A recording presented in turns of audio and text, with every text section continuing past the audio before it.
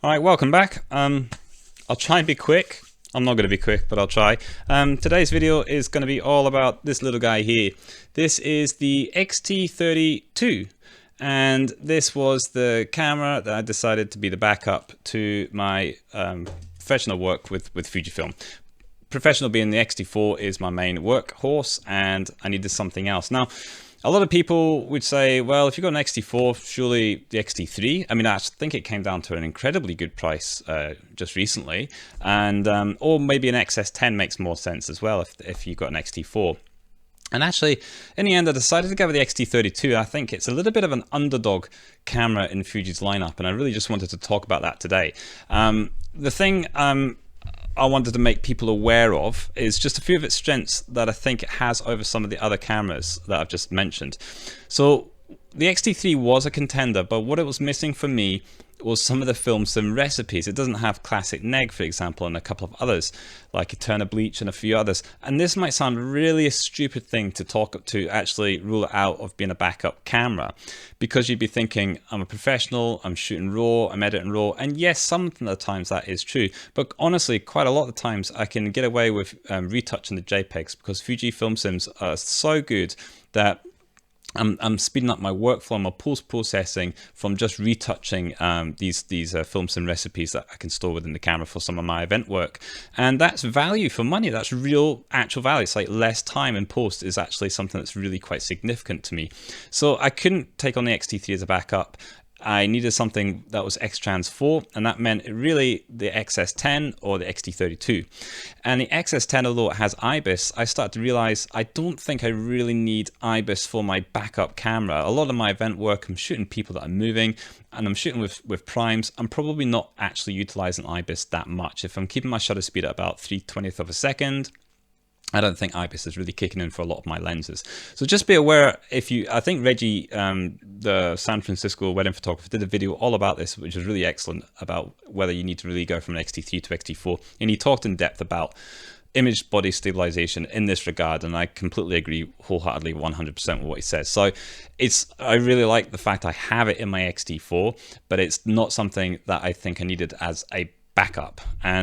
And now we're just getting kind of touching onto the concept of a backup camera. In an ideal world, you're loaded with money, you just get the repeat kind of camera again. So everything is exactly the same. All the buttons are mapped exactly the same way, so you can just get on with the other camera body. But my style recently has changed a little bit, and I'm enjoying now just trying to work the event with just that one camera body rather than dangle a couple of cameras off my body harness. I'm quite enjoying just lens swapping and just using one camera. And this XT32 was really factored in to the equation because it is absolutely so slim. It's practically a point and shoot, and it means it can be stored with a body cap just like this on my person, in my bag, and it really only comes out in a couple of moments during the event day where things are really frantic and I need a couple of different focal lengths to grab this moment for maybe 20 minutes of the day, 30 minutes. The rest of the day is back in the bag, and it's there as a kind of almost comfort of a kind of, oh my God, my XT4 has just died. It's just not responding. It's not working. And I don't have to go away from where I'm at to my backpack or somewhere else where I've stored my bags and my equipment for the day.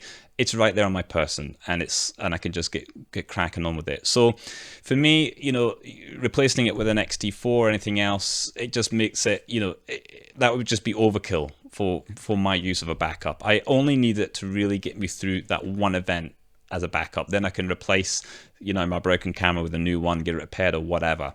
So that's the point I'm really just trying to make. And because it's so small and compact, it actually suits that purpose really, really well. So I've made a bit of a, what this video is really going to be is not so much a review like other channels have done, but I just want to touch on strengths and weaknesses and also things I couldn't find out about the camera until I actually bought it and owned it. There's all the reviews tend to be talking about the same sort of things, and I'm going to try not to do that, but I probably will. But that's ultimately just what this video is about, is just to maybe if you're wondering about a certain thing, maybe I've found that out for you and I've disclosed that in this video. So let's get cracking on. So first thing I've got is kind of in the pro list is price and value. It's insanely good value. This might be the best Fujifilm value camera that I know of. I got it at the end of the financial year sale in Australia. I paid just a little bit over 1,000 Aussie dollars for this camera. And I was waiting to see if the XS10 would come down in price, but it didn't. It really hung around about 1,400 Aussie dollars. So it was about a $300 difference between the two cameras. And somebody made a really good point about the XS10 versus the XT32, which is with the money you save on the XT32, you could actually just buy a gimbal, stabilized proper gimbal, and get better image stabilization for all your video footage than you'll ever get with the in-body stabilization with the camera.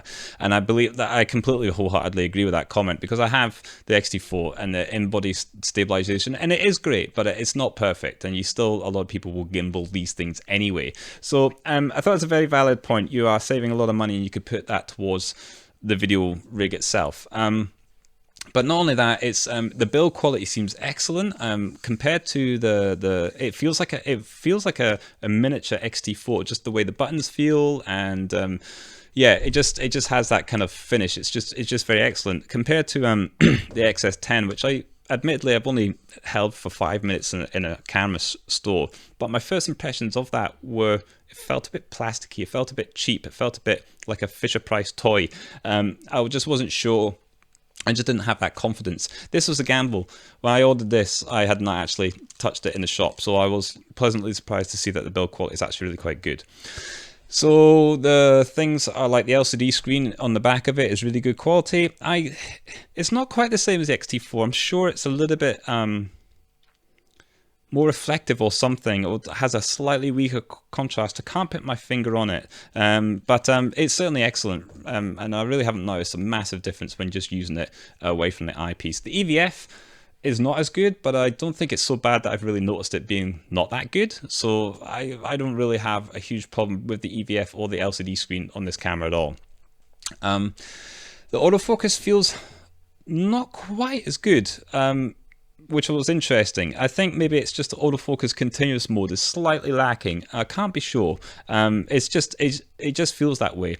What is definitely I'm sure about is the mechanical shutter is quite a lot more audible than the XT4, and that was a surprise to me. I knew that the shutter was different. I know that the mechanical shutter only goes up to 1/4000th of a second, etc., etc.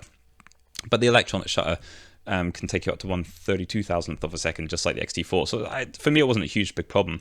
Excuse me. But and it also has only an X sync speed of 1/80th of a second rather than 2/50th of the XT4. So bear that in mind as well. Another little con. But yeah, I don't know if I'll just put a lens on quickly, see if we can get some mechanical shutter going. I think the light is quite poor in here, but you might be able to hear. So I don't know if that's really coming through, but it was a bit of a surprise to me. It was quite a lot more audible than XT4. And for event work, that's again another one of those things where I prefer to just keep it away and not bring it out, and bring it out only when I have to and must, and just try and use my primary workhorse camera. But it is what it is. Yes, now I think it has a deeper buffer than the XS10. Okay, DP reviews seem to say so, and my testing I think seemed to align with that. If I'm shooting fine plus raw to the best card that it can take, I was getting about 18 shots with fine plus raw. So shooting raw and JPEG to the card, 18 shots before I'm starting to hit that buffer and see it start to choke. If I'm using just raw lossless compressed, I'm getting about 23 shots. This is on 8 frames a second high. I haven't tested it on the low, but I think DP Review said it was something like 40. So I think this trumps the XS10. And again, this was important to me because this was a camera that's about photography and event work for photography. I'm not so much into the video for this stuff at the moment. So it feels like the XT32 could be the better, cheaper budget stills choice than the XS10, if that makes sense, with an X-Trans 4 sensor.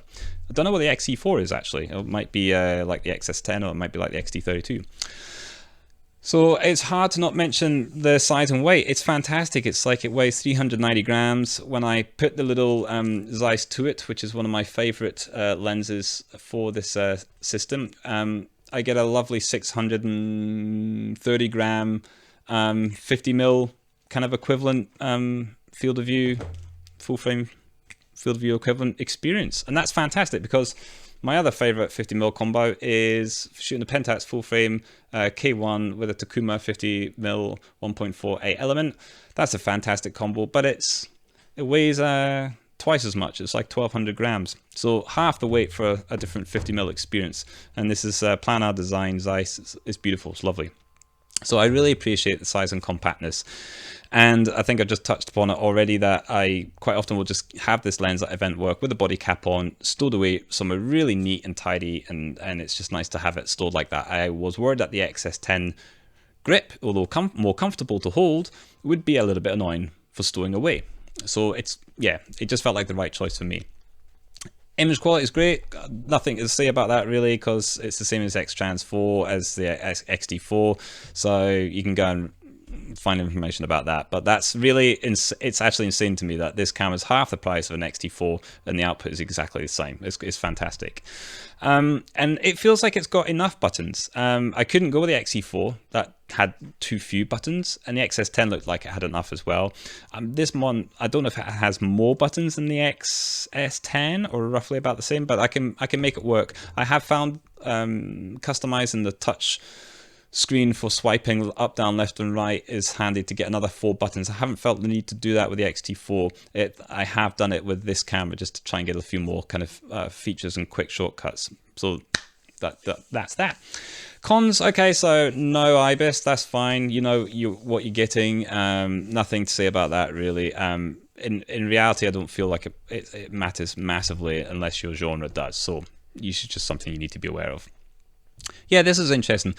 Only one custom mode for video. XT4 you can store a few, I think, for if you want different look, like you would like one video to be monochrome and another video slot to be color, you could do that. This one not so much. You'd have to menu dive to change out of a film sim or whatever. And let's just touch upon the custom modes, because they work a little bit differently here than they do on the XT4. XT4 custom modes are purely graphical rendering. They're all to do with stuff like JPEG settings, like sharpness, clarity. They do extend beyond that with the XT30II, but it's not infinite. For example, when you button map on the XT30II, you're stuck with those button mapping for all of the custom settings.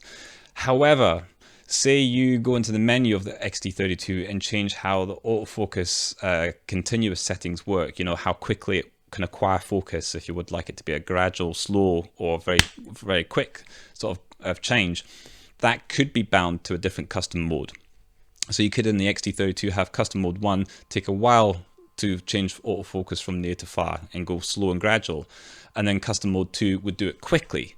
You can't do that with the XT4, but you can with the XT30II. So it's got all the JPEG things as well, so you can, you know, create 7 custom film sims, recipes or whatever you like, but you can also do a little bit more and change some other kind of AF stuff and things like that. I haven't really fully looked into all the things you can tinker and change with it, but it's more. But just don't make any assumptions, because I kind of thought that might be able to make back button focus work on custom mode 2 but not on custom mode 3. That doesn't seem to be the case. If you make back button focus a thing, it's going to be working on all of them. It's a kind of global change, and it's just one of those things that Fuji's not very clear about in manuals and menus and things like that. And the other thing is, when you are, you know, choosing when you set up your custom modes, let's say you've named them films and recipes or something like that, when you're going through them, it won't show you a little symbol and what film sim is the base like it does on the XT4, so it won't say stuff like classic negative or Eterna or stuff like that. So you might want to just, you know, abbreviate and write in the custom name, you know, CN first, and then the name of the film sim or whatever you like, just so you know it's classic negative, and E for Eterna or whatever, EB Eterna Bleach, whatever. You know, you get the idea. You might want to actually put that into your custom names, just so that when you're going through your list, you'll know which one has which base film sim, because it's kind of omitted that in that regard. What else to talk about? Feels a bit cramped. Yeah, it does. Sometimes you can't have it both ways. If you have a compact camera and it's nice and small and light, it can also be a bit of a shitty user experience. For example, there's a little function button here, right down there. Don't know if you can see it close enough. If I get light on it, yeah, it's so small. It's very hard. I have this one for face detection, toggle on and off, but it's very hard to hit. You kind of almost have to use your finger, your pinky in there, and you kind of hit this dial a little bit. You know, it's quite easily done. Hello, kids are home. Just come in. Kids are back from school, so there is that issue with it. It's being very, very cramped. Button placement, but you get around it. You can't have it. You can't have it all. If you want a really, really comfortable camera, something like the Pentax K1, then you know this is an ergonomic dream for me. This camera, it's absolutely all the button mapping and placements and a big recessed grip. It's fantastically and really, really comfortable. Problem is, it's heavy, so you get a kind of all day fatigue using it. You know, if you use this for hours and hours, you start to really feel it, especially with heavier lenses than this. Whereas, you know, the perks of this is it's very, very light. It might be a bit more cramped in the fingers, but you're not really feeling the fatigue the next day from shooting, you know, all day with it. So ergonomics, yeah, pretty poor from where I'm come from. Some people might love the ergonomics of these cameras. I think they're pretty shitty. I think all Fuji ergonomics are pretty shitty personally, but I like the more chunky DSLR big grip kind of comfort. Battery life is pretty poor on the XT30II, no way around it. You just have to budget in a couple more batteries. I think I bought another 2 batteries. I got 3 batteries in total, just in case things go really south at an event. You need to have those batteries. So I have yeah, $100 a pop. They're not cheap, well, not quite that, but $80 a pop. They're not cheap, but you have to factor that into the purchase, I think. 1 card slot, which is crap, but you already knew that, and I can get it. I can work with that when it's only a backup camera. Yeah, and I think that's it really. I've really just wanted to touch upon those points with this camera. I'm really happy with my choice that I made for my backup for the XT4. It's exactly working how I envisaged it, and I can just store it away in the bag really, really in tight nuances and crevices, and it's there if I need it. And it does the job. It bursts enough when I'm at event work. I'm not feeling like I'm really hitting that buffer. I don't spray and pray too much, but I can, you know, it will sustain a burst for enough to capture a moment and pick a good moment from that moment, if that makes sense. I've really just no complaints about it. I just think it's a little bit of an underdog. I don't think people are aware that it might be the better stills performance camera at that range, at that price value, compared to XE4 and XS10. Just don't quote me on that for sure, because some people are saying, if you look at the spec sheets and just go straight to the XS10 XT30II, it doesn't look like they're really saying anything different in terms of performance, but DP Review seem to find a difference and an additional benefit there, and it seems to be my experience as well. And yeah, so yeah, that concludes this video. Thanks for watching.